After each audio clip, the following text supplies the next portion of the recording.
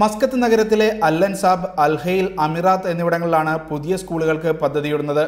Muscat നഗരത്തിൽ നിന്ന് ഏകദേശം 600 കിലോമീറ്റർ അകലെ ഉസ്താ ഗവർണറേറ്റിലെ തുറമുഖ നഗരമാണ് ദുഃഖം. അവിടെ നിരവധി ഇന്ത്യക്കാർ ജോലി ചെയ്യുന്നുണ്ടെങ്കിലും അടുത്തെങ്ങും ഇന്ത്യൻ സ്കൂളുകളില്ല.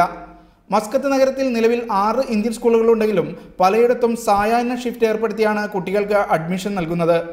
ഈ സാഹചര്യത്തിലാണ് നഗരത്തിൽ 3 സ്കൂളുകൾ കൂടി ആവശ്യമായി വരുന്നത്.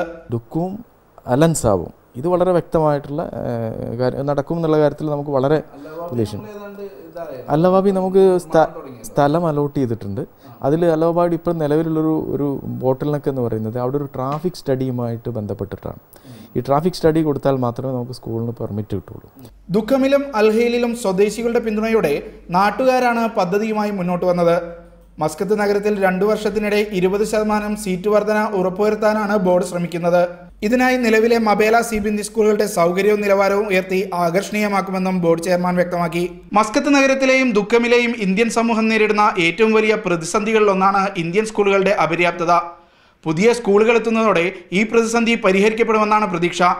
Shino Shamsuddin, media 1, Muscat.